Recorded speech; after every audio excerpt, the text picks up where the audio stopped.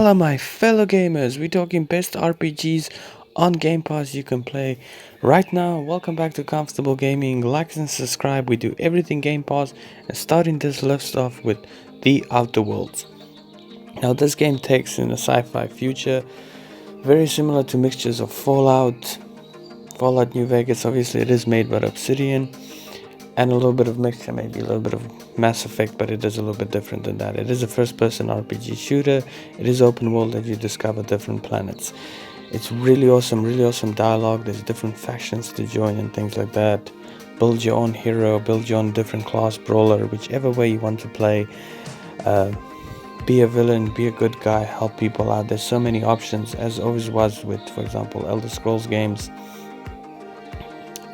Mass Effect games, BioWare games, where you can be an evil guy, you can be a good guy. It's just the world is yours to explore type of thing. It's a really awesome RPG. I played this at launch. I really loved it, and obviously that's the good reason why we get in a sequel soon to come in this. It just follows a lot of the great elements of the great RPGs before. Next up we got Monster Hunter Rise, and this is the latest great RPG that's on Game Pass, and we've been waiting for a Monster Hunter Rise to come to consoles and things.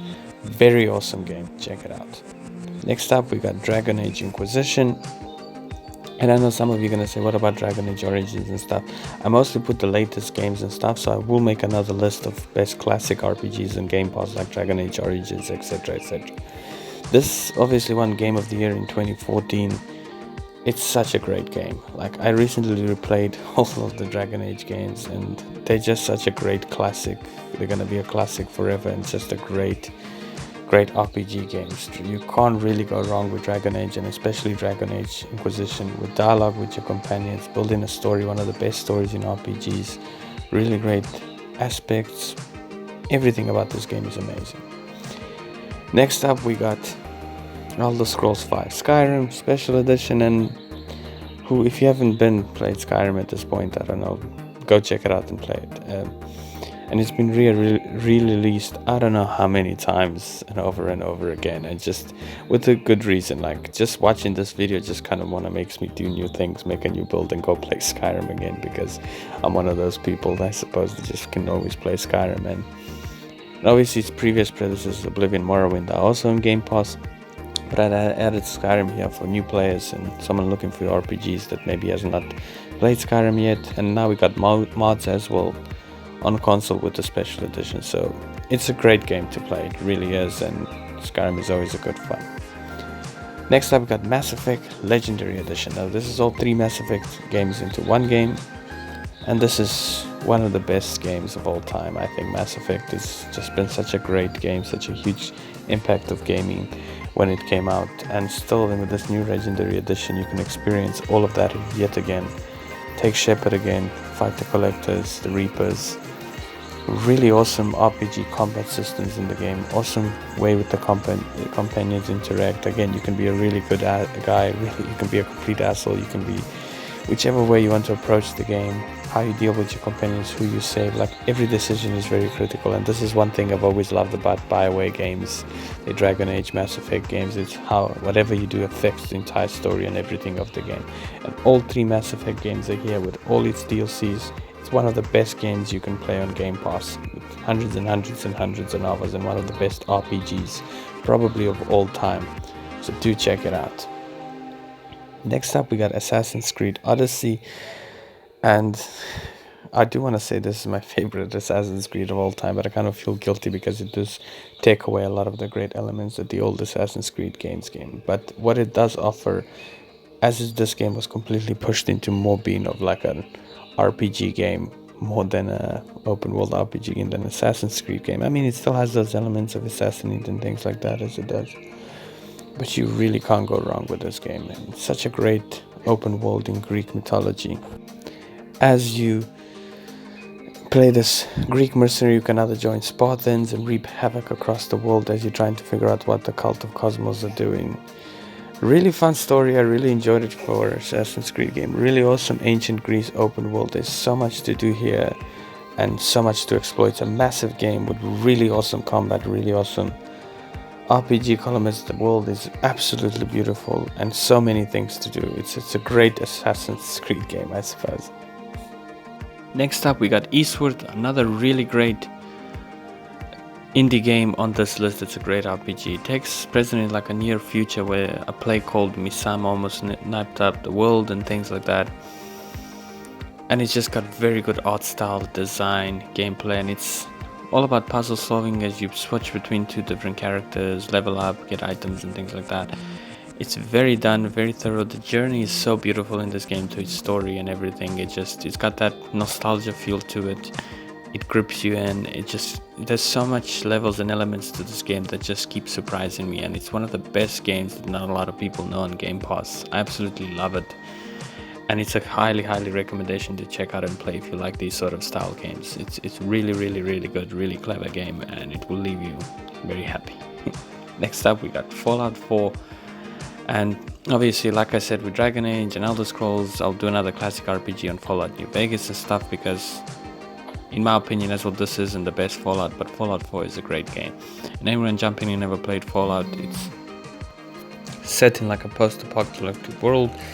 Everything's destroyed, you come out of the vault and explore, and there's monsters, there's different factions to join, so many different weapons, armor, so many ways to approach the game and do it. It's like literally just go out and explore this crazy world that Fallout is, with interesting characters, like I said, interesting factions as well to join and do things and missions and side quests, the main story. It's a really complete open world to play because there's so many things to do. You can't really go wrong with Fallout.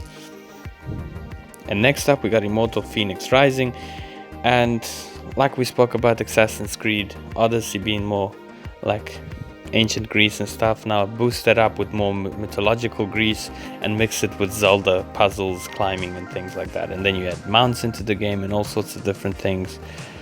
It's very similar to Zelda gameplay of like the puzzles and exploring sense, and then it's also got that huge mix of Assassin's Creed of mythology of Greece, Assassin's Creed Odyssey. It's got a very cool story. It doesn't take the game too serious. It's got a beautiful world to explore, beautiful weapons, armors and things to collect.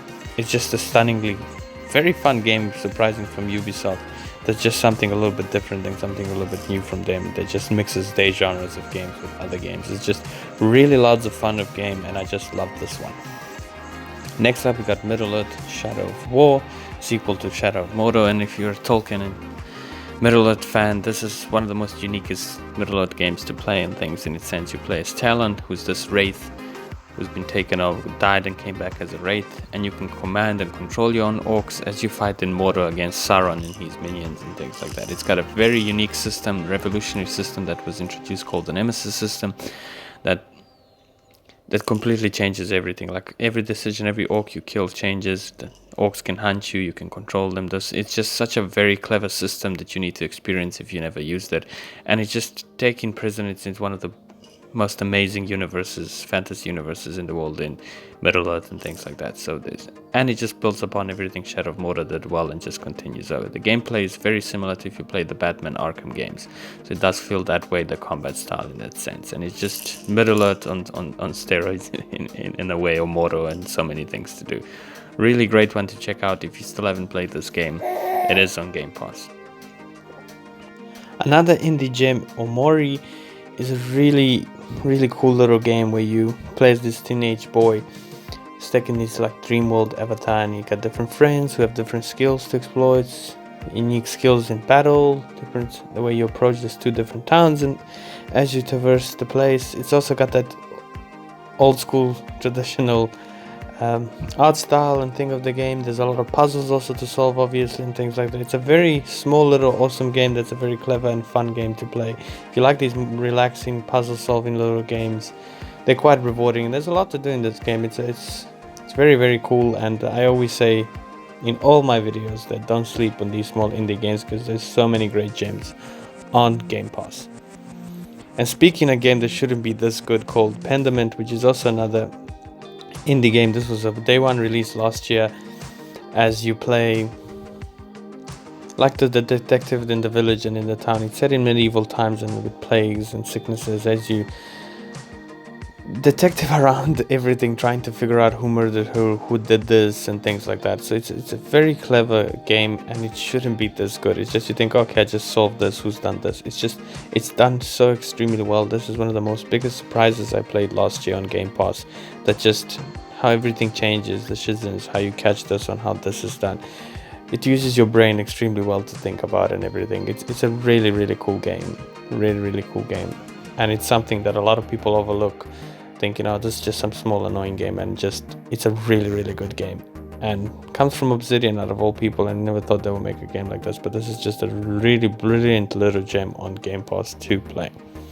Next up, we got Pillars of Eternity, the number 2 on, and it's the Ultimate Edition with everything that's been for this game. So if you love Dungeons and Dragons, Baldur's Gate, you're a tabletop fan, this is the game for you. So it's for all our tabletop fans. Pillars of Eternity 2 is just such a great game. The first one's also on Game Pass. I put the second one on because I personally enjoyed the second one a lot more. There's real-time pause, there's all the features you would expect from a tabletop game. It's all turn-based, and it's the ultimate tabletop experience to play on a console and on a game. It really is, and it's a fantastic game to play. Really great game. Next up is Weird West. Now, this is also a cool little game that's just a fun little RPG. It's just click and you move. It's got that old school feel to me, like Fallout, the first Fallout games, Fallout 1 and Fallout 2, before they completely changed the gameplay. And it's just, the title says it all. It's a western with really weird things. Like there's monsters, there's all sorts of things, and as you approach, it's very tactical and things. Also, extremely clever game and a really fun RPG to play. I really enjoyed this one. It's reminded me, same as Pentiment is one of those things. I think Pentiment is a way better game, but this just also stood out for me a huge. And it's a really great RPG that people overlook on Game Pass. Everyone looks at always the big titles, because there's so much to love here and so much to do with this game. Do check out Weird West. You're not gonna go wrong with this game, believe me. It's a really cool game to try out and see. Might be really something you will really enjoy. And next up, we got The Ascent. I played this day one when it came to Game Pass, and best way to explain this is Diablo mixed into a cyberpunk universe type of thing. So one of the things I loved about this game is the way the world was designed. The entire atmosphere, every single location you go through is just, it captured that feel of a cyberpunk world so well. It really is. The combat is a lot of fun. There's so many guns to upgrade, side mission, main missions, upgrade your armor, get new weapons, do this. There's just so much to do in this game, and it's just such a small game when it originally came out that not a lot of people know about, and it's such a great game. I really enjoyed this one, except that one spider boss that really pissed me off at the beginning of the game. Other than that, everything else was really great with this one, and I really enjoyed it. And it's kind of just a great mixture of Diablo and a cyberpunk. Who would have thought that this could be, it's a lot of fun, and it can be played co-op. Next up, we got Shadowrun Trilogy, and this was another great game back in the day, a great RPG that people played, and it's come to consoles, and all 3 trilogies have been put on console and put on Game Pass to check out for people. It's highly revered. I still haven't played this, but I know people who absolutely love this game, and I feel like I had to put it on here because it's so highly regarded, and it's got a bit of a cult following and everything, how much people love this game. It's definitely worth check out for me and for you if you're looking for a new game to check out. There's 3 games of this on Game Pass, the entire Shadow trilogy, and it's again one of those cool old school style RPGs that are just really good. Next up, we got Star Wars Jedi Fallen Order, and I had to include this being just a great mixture of Souls games, exploration, Star Wars universe. This is the best modern Star Wars game to date by far, and that's why I'm super excited for Jedi Survival coming next year. I mean this year, we're heading into 2023, and it's coming in March, and I'm super excited for the sequel for this game, because this is just such a great, for someone who's also a huge Star Wars fan, just such an authentic Star Wars experience as you play Cal Kestis after Order 60 Sith hiding from the Empire. It's a great game to check out.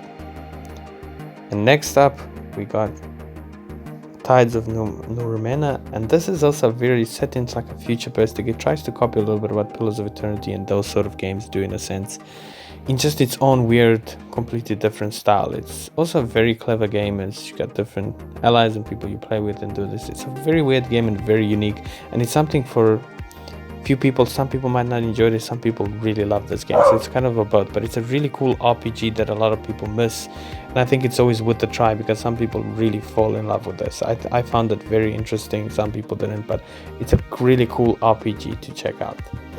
And that's it for me, guys. Thank you guys for watching, and I'll see you guys all in the next one.